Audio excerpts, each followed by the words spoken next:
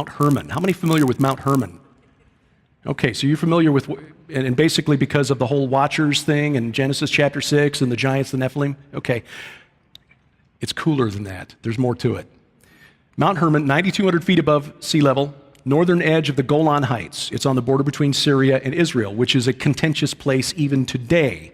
Israel claims it. The rest of the world says it belongs to Syria.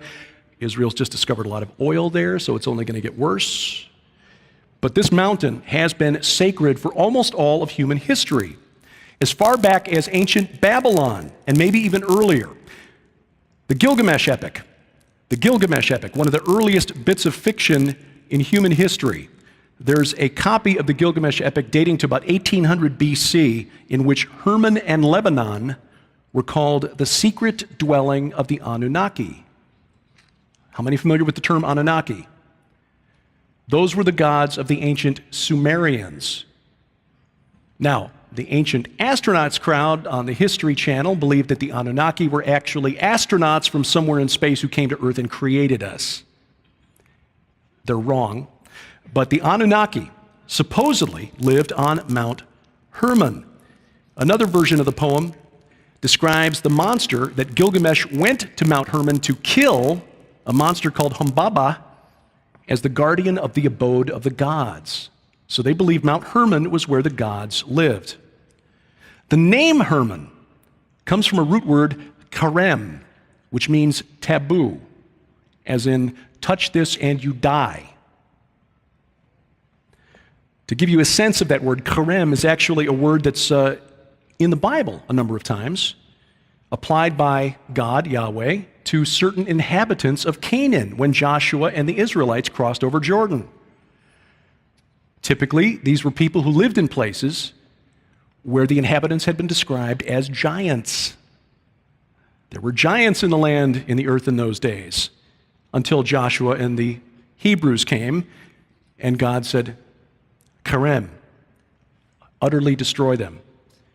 Look in the book of Joshua, especially Joshua chapters 10 and 11, wherever it says utterly destroyed, you can bet that the root word there is karem. It is a holy term. Strong's H2673, if you want to look it up in your concordance.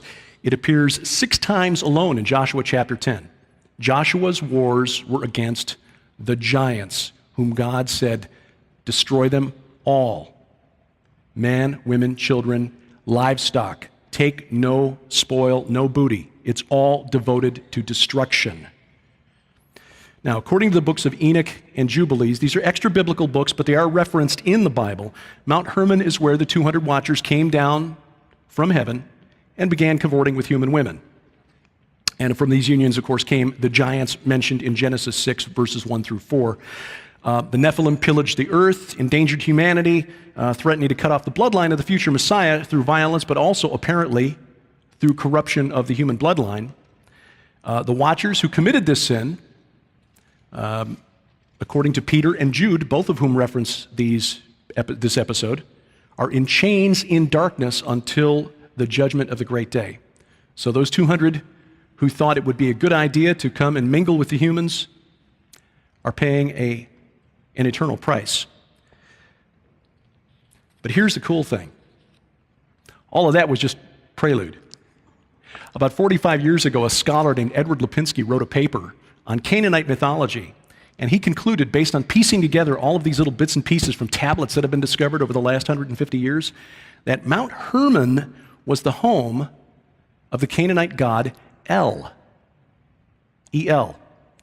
El was the chief god, the creator god of the Canaanite pantheon.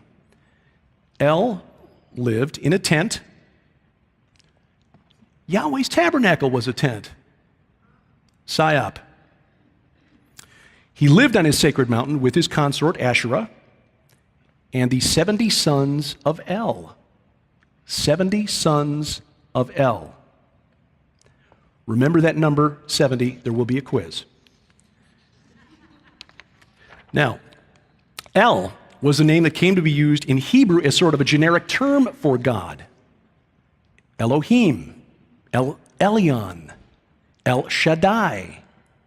Okay? In fact, it is likely that the epithet El Shaddai, which possibly translates into God of the mountain,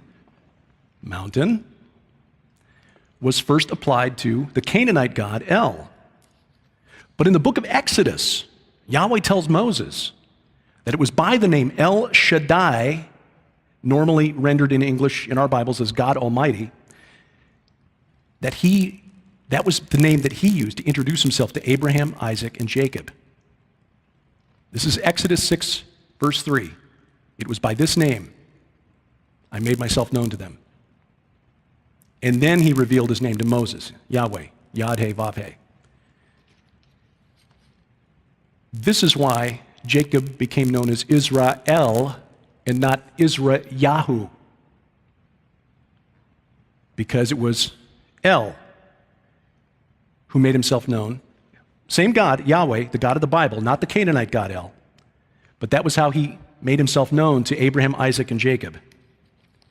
El was not Yahweh, Yahweh was not El. There are scholars out there today who think that we Christians are absolutely stupid because we don't know that we're worshiping a Canaanite God. I mean, it's so clear. It says El right there in the Bible. Don't they know any better? No. In the Canaanite pantheon, El was a figurehead. If you had to pick a word to describe El in the Canaanite pantheon, it would be semi-retired. He basically let the other Canaanite gods do whatever they wanted. Oh, you want to kill Baal and take over the... Okay. Baal, you want to kill the god of the sea over here? Okay. He was not a very active... He's what they call otios, scholarly word, just so they know that I know what I'm talking about. But that is not the God of the Bible. Yahweh in the Bible was a God of action, a God who made things happen. He was in control. He created it all, and it all happens according to his plan and his design. He created us all with free will and created our supernatural enemies with free will as well. But it's all going according to his plan. El was like the way a lot of Christians view God today. Now, when we think about it, kind of wound it up and he's just letting the clock run out. That's not our God.